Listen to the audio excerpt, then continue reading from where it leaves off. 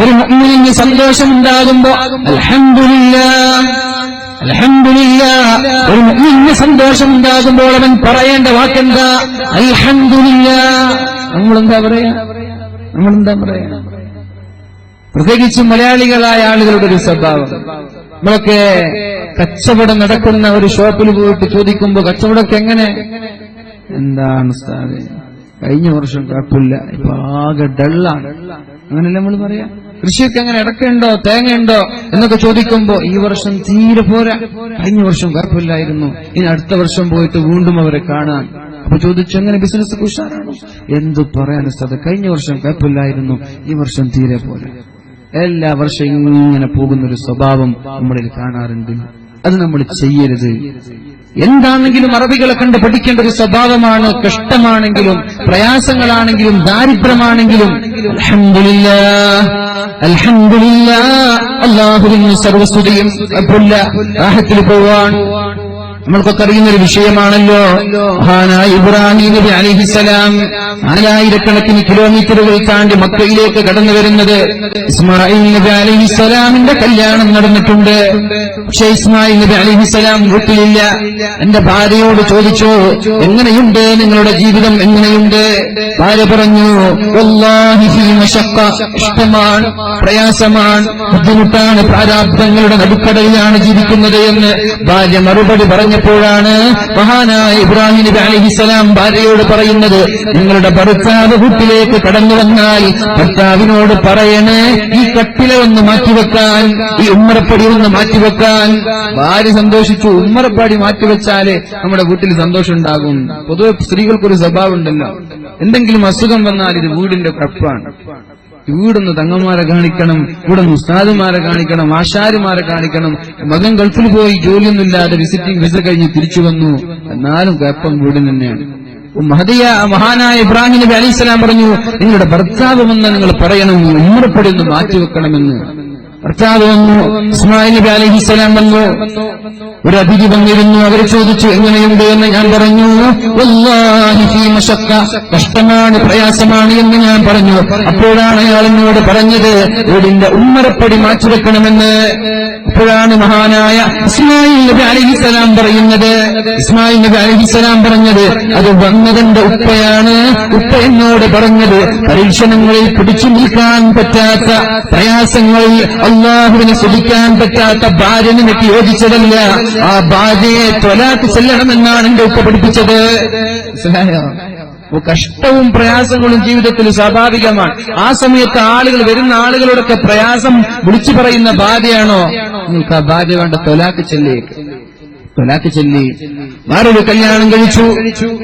ഒരുപാട് വർഷങ്ങൾക്ക് ശേഷം വീണ്ടും വരികയാണ്. മഹാനായ ഇബ്രാഹിം നബി അലൈഹിസ്സലാം വീണ്ടും കടന്നു വരികയാണ്. ഭാര്യയുണ്ട്, എങ്ങനെയുണ്ട്, ജീവിതം സുഖമാണോ? അപ്പോഴാണ് ഭാര്യ പറയുന്നത്, വല്ലാഹി ഫീ ഖൈർ, അൽഹംദുലില്ലാഹ്, റാഹത്താണ്, യാതൊരു കുഴപ്പമില്ല, വല്ലാഹി ഫീ ഖൈർ, വളരെ സന്തോഷമാണ്. മഹാനായ ഇബ്രാഹിം നബി അലൈഹിസ്സലാം പറഞ്ഞു, ഭർത്താവ് വീട്ടിലേക്ക് തിരിച്ചു വന്നാൽ ഭർത്താവിനോട് പറയണേ ഉമ്മറപ്പടി അവിടെ തന്നെ ഇരിക്കട്ടെ, അത് മാറ്റേണ്ട, കട്ടില മാറ്റേണ്ട ആവശ്യമില്ല. ഭർത്താവ് തിരിച്ചു വന്നു. അതിന് വന്ന കാര്യം ഭാര്യ പറഞ്ഞപ്പോഴാണ് ചോദിച്ചത്, എന്ത് പറഞ്ഞുവെന്ന്. ഞാൻ പറഞ്ഞു, യാതൊരു കഷ്ടമോ പ്രയാസമോ ഇല്ലാതെ സുഭിക്ഷമായ ജീവിതമെന്ന് ഞാൻ വന്ന അതിഥിയോട് പറഞ്ഞു കൊടുത്തു. അപ്പോഴാണ് അദ്ദേഹം പറഞ്ഞത്, നിങ്ങളുടെ കട്ടില മാറ്റിവെക്കേണ്ട, ആ കട്ടിൽ അവിടെ തന്നെ ഇരിക്കട്ടെ എന്ന് പറഞ്ഞിട്ടുണ്ട്. അപ്പോഴാണ് മഹാനായ ഇബ്രാഹിം നബി അലൈഹിസ്സലാം പറയുന്നത്, നിന്നെ ഇവിടെ തന്നെ നിലനിർത്താനാണ് എന്റെ ഉപ്പ എന്നോട് പറഞ്ഞത്. ശ്രദ്ധിക്കണേ, ഈ സന്താന പരമ്പരയിൽ നിന്നാണ് അല്ലാഹുവിന്റെ ഹബീബ് ജനിക്കുന്നത്. ഒന്നാമത്തെ ഭാര്യ പ്രയാസങ്ങൾ ഉണ്ടാകുമ്പോ, പരീക്ഷണങ്ങൾ ഉണ്ടാകുമ്പോ, ദുരിതങ്ങളുടെ നടുക്കടലിൽ ജീവിക്കേണ്ടി വരുമ്പോ, പ്രയാസമുണ്ട് എന്ന് നാട്ടുകാരോട് പറഞ്ഞതിന്റെ പേരിൽ ആ ഒരു ഭാര്യയെ ത്വലാഖ് ചെല്ലാനും, രണ്ടാമതൊരു ഭാര്യ പ്രയാസങ്ങളിൽ സഹിച്ചു നിൽക്കുന്ന ഭാര്യയായിരുന്നു. ആ സന്താന പരമ്പരയിൽ നിന്നാണ് പരിശുദ്ധ റസൂലുള്ളാഹ് അല്ലാഹുവിന്റെ ഹബീബ് ജനിക്കുന്നത്. അപ്പൊ ഭാര്യയൊന്ന് ശുദ്ധീകരിച്ചു മഹാനായ ഇബ്രാഹിം നബി അലൈഹിസ്സലാം. അലൈഹിസ്സലാം. ഇതായിരിക്കണം നമ്മുടെ ഭാര്യമാരും ചെയ്യേണ്ടത്. എത്ര കഷ്ടമുണ്ടായാലും എത്ര പ്രയാസമുണ്ടായാലും ഭർത്താവിനോട് പരാതിയില്ലാതെ, ഭർത്താവിന്റെ കുറ്റവും കുറവും കാണാതെ ഭർത്താവിന് സപ്പോർട്ട് ചെയ്യുന്നൊരു ഭാര്യ, നമ്മുടെ ഭാര്യമാരെ അല്ലാഹു അങ്ങനെയാക്കി മാറ്റുമാറാവട്ടെ. അല്ലാഹു തൗഫീഖ് ചെയ്യട്ടെ. റസൂലുള്ളാഹി സ്വല്ലല്ലാഹു അലൈഹി വസല്ലം പറയുന്നുണ്ട്, ഇന്ന സാബത്തുഹു സറാഉ ശകർ. മുഅ്മിൻ എന്ന് പറഞ്ഞാൽ അവന് സന്തോഷമുണ്ടായാൽ അവൻ പറയുന്നത് അൽഹംദുലില്ലാഹ്. സന്തോഷമുണ്ടായാൽ അവൻ ഒരുപാട് നന്മ ചെയ്യും. റസൂലുള്ളാഹി സ്വല്ലല്ലാഹു അലൈഹി വസല്ലം തങ്ങൾ പറഞ്ഞതും അങ്ങനെയാണല്ലോ. ആയിഷ അഫലാ അകൂന അബ്ദൻ ശകൂറാ. അല്ലാഹു എനിക്ക് നന്മ ചെയ്തപ്പോ, അല്ലാഹു എനിക്ക് ഉപകാരം ചെയ്തപ്പോ, അല്ലാഹു എന്നെ ആദരിച്ചപ്പോ അല്ലാഹുവിന് കൂടുതൽ നന്മ ചെയ്യേണ്ട ആളാണല്ലോ ഞാൻ. സത്യം പറഞ്ഞാൽ ബിസിനസ്സുകൾ വർദ്ധിക്കുമ്പോഴാണ് നിസ്കാരം വർദ്ധിക്കേണ്ടത്. അല്ലാഹു ഔദാര്യം നൽകുമ്പോഴാണ് നമ്മുടെ കച്ചവടം വർദ്ധിക്കുമ്പോഴാണ് ദിക്റും പരിശുദ്ധമായ ഖുർആൻ പാരായണവും നമ്മൾ വർദ്ധിപ്പിക്കേണ്ടത്. ഇന്ന് നേരെ ഓപ്പോസിറ്റാണ് അല്ലേ? പള്ളിയിൽ ആരാ ഹദ്ദാദിനുണ്ടാവുക? പള്ളിയിൽ ഹദ്ദാദിന് ആരായിരിക്കുക? മുതലാളിമാർക്ക് സമയം കിട്ടോ? മുതലാളിമാർ തിരക്കിലാണ്. ഒന്നിനും കഴിവില്ലാത്ത പാവങ്ങളായ ആളുകൾ, അല്പം ചില വയസ്സന്മാർ, ഇങ്ങനെ കുറച്ച് ആളുകൾ ഹദ്ദാദിനിരിക്കുകയാണ്. പ്രയാസങ്ങളും ബുദ്ധിമുട്ടുകളുമുള്ള ആളുകൾ ആ സിയാറത്തിന് വരിക. അങ്ങനെ ചുരുക്കി പറഞ്ഞാൽ സന്തോഷമുള്ള ആളുകൾ നിസ്കാരവും ദിക്റും ഖുർആനും ഒക്കെ അവരിൽ നിന്ന് അകന്നകന്ന് പോവുക. പ്രയാസമുണ്ടാകുമ്പോൾ അല്ലാഹുവിലേക്ക് അടുക്കുക. അതല്ല വേണ്ടത്. അല്ലാഹു ഒരാൾക്ക് അനുഗ്രഹം നൽകുമ്പോൾ അല്ലാഹുവിന് നന്ദി നമ്മൾ കൂടുതൽ ചെയ്യണം. ഈ ശകർതും ലഅസീദന്നകും. നിങ്ങൾ നന്ദി ചെയ്യാൻ തയ്യാറായാൽ ഇതിന്റെ 10 മടങ്ങ് ഡബിൾ നിങ്ങൾക്ക് ഞാൻ നിങ്ങളുടെ ബിസിനസ്സിലും നിങ്ങളുടെ എല്ലാ കാര്യങ്ങളിലും ഞാൻ വർധനവ് നൽകാമെന്ന് പരിശുദ്ധ ഖുർആൻ പഠിപ്പിക്കുന്നുണ്ട്. നിങ്ങൾ നന്ദി ചെയ്യാൻ തയ്യാറായാൽ നിങ്ങൾക്ക് ഇനിയും ഞാൻ ഐശ്വര്യം നൽകുമെന്ന് ഖുർആൻ പഠിപ്പിക്കുകയാണ്. അല്ലാഹു തൗഫീഖ് ചെയ്യട്ടെ.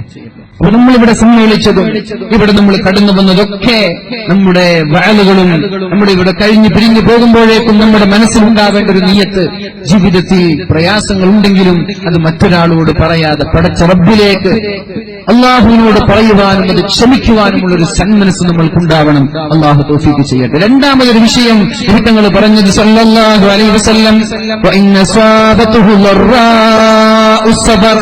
അവന് പ്രയാസമുണ്ടായി, രോഗമുണ്ടായി, കൈകാലുകൾ മുറിഞ്ഞുപോയി, ഇങ്ങനെയൊക്കെ പ്രയാസങ്ങൾ മനുഷ്യന്റെ ജീവിതത്തിൽ ഉണ്ടാകുമ്പോൾ ഇന്ന സാബതുഹു ലറാഉ സബർ, പ്രയാസങ്ങൾ ഉണ്ടാകുമ്പോഴാണ് അവൻ ക്ഷമിക്കേണ്ടത്. കുട്ടികളില്ലാത്ത ആളുകൾ ഇവിടെ ഉണ്ടാകും. കല്യാണം കഴിഞ്ഞ് കുട്ടികളില്ലാത്തവർ വർഷങ്ങളായി, 8 വർഷമായി 10 വർഷമായി കുട്ടികളില്ല, ദുആ ചെയ്യണമെന്ന് പറയുന്നവർ. എടുത്തെന്റെ ഒരു സുഹൃത്ത്, എന്റെ കൂടെ 12 വർഷം പഠിച്ച, എന്റെ കൂടെ ഹുദവിയായ എന്റെ ഒരു സുഹൃത്തിന്റെ കുട്ടി 6 മാസം പ്രായമുള്ള കുട്ടിയെടുത്ത് മരിച്ചു പോവുകയുണ്ടായി. അല്ലാഹു അവർക്ക് മഗ്ഫിറത്ത് കൊടുക്കട്ടെ. അല്ലാഹു ആ കുട്ടിക്ക് പകരം നല്ലൊരു പകരം അല്ലാഹു നൽകട്ടെ. അങ്ങനൊരു കുട്ടി മരിച്ചു പോകുമ്പോ മക്കളില്ലാത്ത ആളുകൾ ആലോചിക്കേണ്ടതെന്താ? എന്റെ ഭാര്യ 10 മാസം ഗർഭം ചുമക്കേണ്ടി വന്നിട്ടില്ലല്ലോ, എന്റെ ഭാര്യ 6 മാസം മുലപ്പാല് നൽകി കണ്ണിലുണ്ണിയായി എന്റെ മകനെ വളർത്താനുള്ള പദ്ധതിയോടുകൂടി ജീവിക്കുമ്പോഴാണല്ലോ എന്റെ പൊന്നുമോൻ മരിച്ചു പോകുന്നത്. അങ്ങനെ ഒരു പ്രയാസം എനിക്കുണ്ടായിട്ടുണ്ടല്ലോ. അപ്പൊ മക്കളില്ലാത്ത ആളുകൾക്ക് ഈ ഒരു വിഷയം കേൾക്കുമ്പോ പക്ഷെ ഇങ്ങനൊരു പരീക്ഷണം എനിക്ക് തന്നിട്ടില്ലല്ലോ. മറ്റൊരാളെ നോക്കുമ്പോ നമ്മുടെ ജീവിതത്തിൽ സമാധാനം ഉണ്ടാവാൻ. അതുപോലെ തന്നെ ഒരു 4-5 വർഷങ്ങൾക്ക് മുമ്പ് ഉഴക്കരയിലേക്ക് കുളിക്കാൻ പോയത് പാലക്കടവിൽ നിന്ന് തിരിച്ചു വരുമ്പോഴാണ് ഒരാൾ തന്റെ വാഹനങ്ങൾക്ക് ചോദിക്കുന്നത്, ദാറുൽ ഹുദയിൽ നിന്ന് ആരെങ്കിലും വിളിച്ചു പോയിട്ടുണ്ടോ? ആരെങ്കിലും കടലിന്റെ പുഴയിൽ മുങ്ങിപ്പോയിട്ടുണ്ടോ? ഞാൻ പറഞ്ഞു ആരും അറിയില്ല. എന്റെ മനസ്സിൽ ഇങ്ങനെ പ്രാർത്ഥിച്ചുകൊണ്ട് അതിന്റെ പ്രിയപ്പെട്ട സുഹൃത്ത് ഹാരിസാവരുതേ എന്ന് ദുആ ചെയ്തുകൊണ്ട് ഞാൻ കടലിന്റെ പുഴയുടെ തീരത്തേക്ക് ഓടി വരികയാണ്. നോക്കുമ്പോ 2 സഹോദരങ്ങൾ ലോകത്തോട് വിട പറഞ്ഞു പോയ മാസമാണ്. അല്ലാഹുവർക്ക് പുറത്തു കൊടുക്കട്ടെ, അല്ലാഹുവർക്ക് പുറത്തു കൊടുക്കട്ടെ, അല്ലാഹുവരുടെ കബറിടം സ്വർഗീയമാക്കി കൊടുക്കട്ടെ. ആർക്കാണ് ഇത് സഹിക്കാൻ പറ്റുക? ഏത് ഉമ്മയ്ക്കാണ് ഇത് സഹിക്കാൻ പറ്റുക? കുഞ്ഞുമോൻ മരിച്ചു പോകുമ്പോ ഒരുപാട് കാലത്തെ കാത്തിരിപ്പിന് ശേഷം, ഒരുപാട് കാലത്തെ പ്രതീക്ഷകൾക്ക് ശേഷം തന്റെ പ്രിയപ്പെട്ട മകൻ മരിച്ചു പോകുമ്പോ ഏത് ഉമ്മയ്ക്കാണ് സഹിക്കാൻ പറ്റുന്നത്? അല്ലാഹുവിന്റെ ഹബീബായ റസൂലുള്ളാഹി സ്വല്ലല്ലാഹു അലൈഹി വസല്ലമ തങ്ങളുടെ കാലത്ത് മഹാനായ അബൂ തൽഹ റളിയല്ലാഹു റളിയല്ലാഹു അൻഹുവിന്റെ പ്രിയപ്പെട്ട പത്നി ഹദിയായ ഉമ്മു സുലൈം റളിയല്ലാഹു അൻഹ തന്റെ കൊച്ചുമോൻ മരിച്ചുപോയപ്പോ ചെയ്തത് എന്താണ് സമൂഹത്തിന് പഠിപ്പിച്ചു തന്നത്? അബൂ തൽഹ റളിയല്ലാഹു അൻഹു എവിടെ നിന്നോ യാത്ര കഴിഞ്ഞ് മടങ്ങി വരികയാണ്. ദൂരെ നിന്ന് യാത്ര കഴിഞ്ഞ് മടങ്ങി വരുന്ന ആളുകൾ ഭാര്യയുമായി സമീപിക്കാൻ ആഗ്രഹിക്കുന്നത് പോലെ, ഭാര്യയുമായി കിടപ്പറ പങ്കിടാൻ ആഗ്രഹിക്കുന്നത് പോലെ, വിദേശത്ത് നിന്നൊക്കെ ഗൾഫിൽ നിന്നൊക്കെ 2 വർഷം കഴിഞ്ഞിട്ട് നാട്ടിലേക്ക് വരാൻ, ആ സമയത്ത് എല്ലാ ഭർത്താക്കന്മാരുടെയും മനസ്സിലുണ്ടാകുന്ന ആഗ്രഹം ഇന്ന് ഭാര്യയുടെ കൂടെ കിടപ്പറ പങ്കിടണമെന്നൊരു താല്പര്യമാണ്. ഉംറ കഴിഞ്ഞ് ഹജ്ജ് കഴിഞ്ഞ് തിരിച്ചു വരുമ്പോ ഇന്ന് വരെയില്ലാത്ത സ്നേഹം ഭാര്യയോടുണ്ടാകും. അതുപോലെ അബൂ തൽഹ റളിയല്ലാഹു അൻഹു ദൂരെ നിന്ന് യാത്ര ചെയ്തു വരികയാണ്. മഹദിയായ ഉമ്മു സുലൈം റളിയല്ലാഹു അൻഹയ്ക്കറിയാം, ഭർത്താവ് ദൂരെ നിന്ന് യാത്ര ചെയ്തു വരുമ്പോൾ ഭർത്താവിന് ചില താല്പര്യങ്ങൾ ഉണ്ടാകും. അത് ഭർത്താവിന് വിഷമമാവാൻ പാടില്ല, ഭർത്താവിന് ബുദ്ധിമുട്ടാവാൻ പാടില്ല. തന്റെ പൊന്നുമോൻ മരിച്ചുപോയിരിക്കുന്നുണ്ട്, ഭർത്താവിനെ അറിയിക്കാൻ പാടില്ല. വീട്ടിലുള്ള അനസ് റളിയല്ലാഹു അൻഹുവിനോട് പറഞ്ഞു, വീട്ടിലുള്ള ആളുകളോട് പറഞ്ഞു, ഉപ്പ വന്നാൽ ഉപ്പയോട് പറഞ്ഞു കൊടുക്കല്ല, മകൻ മരിച്ചുപോയ കാര്യം പറഞ്ഞു കൊടുക്കല്ല. ഉപ്പയ്ക്ക് വിഷമം വരും, എന്റെ ഭർത്താവിന് വിഷമം വരും, എന്റെ ഭർത്താവിന് ജീവിതത്തിൽ വിഷമമുണ്ടാവാൻ പാടില്ല. സഹോദരിമാരെ, എന്റെ ശബ്ദം ശ്രവിക്കുന്ന ഈ മമ്പറം എന്ന പ്രദേശത്ത് വന്നുകൊണ്ട് ശബ്ദം ശ്രവിക്കുന്ന എല്ലാ സഹോദരിമാരോട് പറയാനുള്ളത്, നിങ്ങളുടെ സ്വർഗം നിങ്ങളുടെ ഭർത്താവിന്റെ കാൽപാദങ്ങളിലാണ്. ഭർത്താവിനെ തൃപ്തിപ്പെടുത്താൻ നിങ്ങൾ മത്സരിച്ചാൽ നിങ്ങൾക്ക് അല്ലാഹു നൽകുന്നത് സ്വർഗമാണ്. ഏത് സ്വർഗത്തിന്റെ കവാടമാണ് നിങ്ങൾക്ക് വേണ്ടത്, ആ സ്വർഗത്തിന്റെ കവാടത്തിലൂടെ കടന്നു പോയിക്കോ എന്ന് ഭാര്യമാരോട് അല്ലാഹു പറയുമെന്ന് പരിശുദ്ധ റസൂലുള്ളാഹി സ്വല്ലല്ലാഹു അലൈഹി വസല്ലം പഠിപ്പിക്കുന്നുണ്ട്. ഏത് ഭാര്യ ഭർത്താവിന് പ്രയാസങ്ങൾ ഉണ്ടാക്കി കൊടുക്കാത്ത ഭാര്യ, ഭർത്താവിനോട് പരാതി പറയാത്ത ഭാര്യ, ഭർത്താവിന് ഓരോ കാര്യങ്ങൾ പറഞ്ഞ് വിഷമിപ്പിക്കാത്ത ഭാര്യ, മഹദിയായ ഉമ്മു സുലൈം റളിയല്ലാഹു അൻഹ അല്ലാഹുവിന്റെ ഹബീബ് സ്വർഗീയ ലോകത്തേക്ക് കടന്നു ചെന്നപ്പോഴാണ് ഫസമിഅതു മിൻഹാ ഖശഫതൻ, ഒരു കാൽ പെരുമാറ്റത്തിന്റെ ശബ്ദം ഞാൻ കേൾക്കുന്നത്, നടന്നു പോകുന്ന ശബ്ദം കേൾക്കുന്നത്. ഞാൻ ചോദിച്ചു, അല്ല ജിബ്രീൽ, ഇത് ആരുടെ ശബ്ദമാണ്? ആരാണ് എന്നെക്കാളും മുമ്പ് സ്വർഗത്തിലെത്തിയത്? അപ്പോഴാണ് ജിബ്രീൽ അലൈഹിസ്സലാം പറഞ്ഞത്, ഉമ്മു സുലൈം, അബൂ തൽഹയുടെ ഭാര്യയായ ഉമ്മു സുലൈം റളിയല്ലാഹു അൻഹയാണ് സ്വർഗത്തിൽ പോയത്. തങ്ങൾ ചോദിച്ചു, സബഖത്നി ഇലൽ ജന്ന, ഉമ്മു സുലൈം, എന്നെക്കാളും മുമ്പ് നീ സ്വർഗത്തിലേക്ക് ചെന്നോ?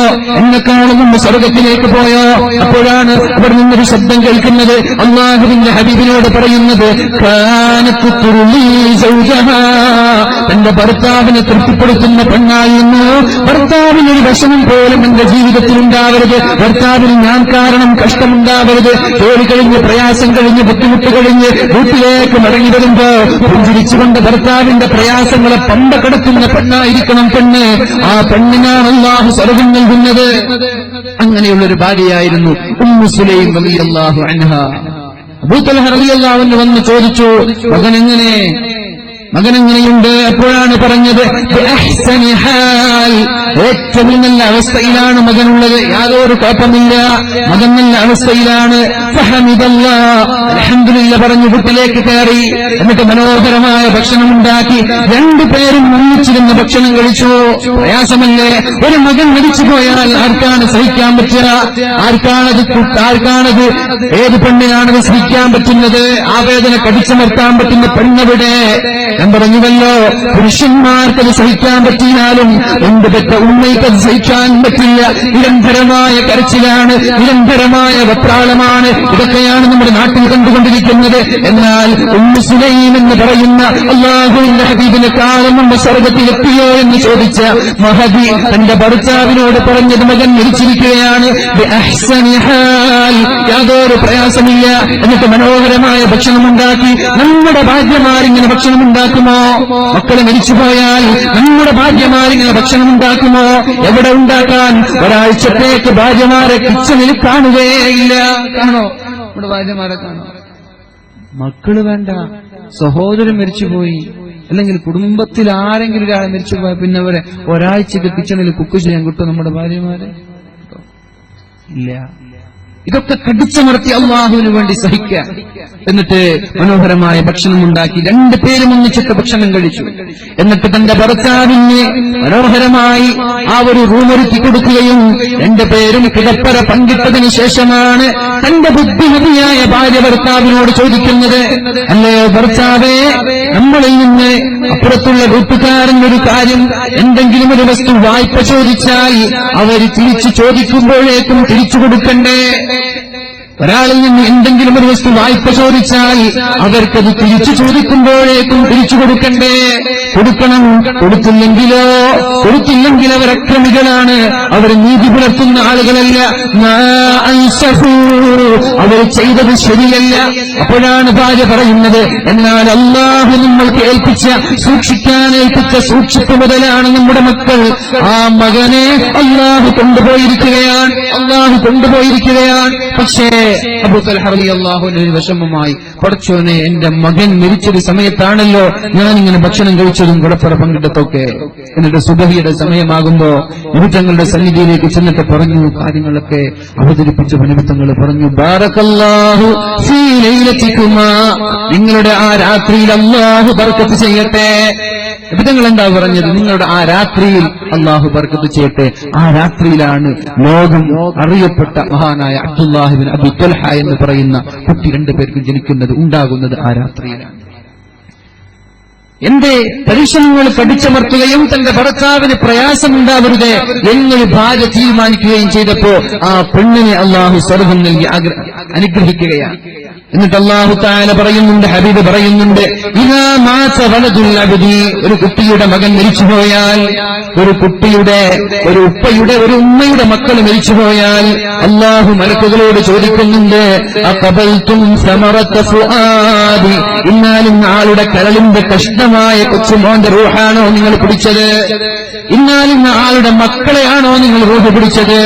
അവർ പറയും, നഅം യാ അല്ലാഹ്, അതെ, അവരുടെ റൂഹാണ് ഞങ്ങൾ പിടിച്ചത്. എന്റെ അടിമ എന്താണപ്പോൾ പറഞ്ഞത്? എന്തായിരുന്നു മകൻ മരിച്ചപ്പോൾ ഒരു ഉമ്മയുടെ മറുപടി എന്തായിരുന്നു? ചോദിക്കുകയാണ് അല്ലാഹു ചോദിക്കുകയാണ്. അപ്പോഴാണ് അവർ പറയുന്നത്, ഹമിദക അൽഹംദുലില്ലാഹ്. മകൻ മരിച്ചപ്പോ പറയാൻ പറ്റുമോ അൽഹംദുലില്ലാ? ഏതുപ്പമാർക്കാ പറയാൻ പറ്റുക? ഏത് ഉമ്മമാർക്കാണ് പറയാൻ പറ്റുക? ഹമിദക, അല്ലാഹുവേ, അവര് നിന്നെ സ്തുതിക്കുകയാണ്, അൽഹംദുലില്ലാ പറഞ്ഞു. പിന്നെ അവര് പറഞ്ഞത്, ഇന്നാ ലില്ലാഹി വ ഇന്നാ ഇലൈഹി റാജിഊൻ എന്ന് പറയുന്ന മാതാപിതാക്കൾക്ക് അല്ലാഹു നൽകുന്ന ഓഫർ എന്താണ്? ഇബ്നൂ ലിഅബ്ദി ബൈതൻ ഫീ ജന്ന. മലക്കുകളോട് പറയുകയാണ്, മക്കൾ മരിച്ചു പോകുമ്പോ സാരമില്ല, അല്ലാഹു കൊണ്ടുപോയതല്ലേ, ഇന്നാ ലില്ലാഹി വ ഇന്നാ ഇലൈഹി റാജിഊൻ, ഞാനും അല്ലാഹുവിലേക്ക് മടങ്ങേണ്ടവനല്ലേ എന്ന് പരീക്ഷണങ്ങളിൽ പിടിച്ചു നിൽക്കാൻ പറ്റുന്ന മാതാപിതാക്കൾക്ക് ഇബ്നൂ ലിഅബ്ദി ബൈതൻ ഫീ ജന്ന, സ്വർഗ്ഗത്തിലൊരു വീടുണ്ടാക്കി കൊടുക്കണം. ഫസമ്മൂഹു ബൈത്തുൽ ഹംദ്, സ്തുതിയുടെ വീട് എന്ന നാമം നൽകി നാമധേയത്താലൊരു വീട് അവർക്ക് നൽകണമെന്ന് അല്ലാഹു മലക്കുകളോട് പറയുമെന്ന് പരിശുദ്ധ റസൂലുള്ളാഹി സ്വല്ലല്ലാഹു അലൈഹി വസല്ലം.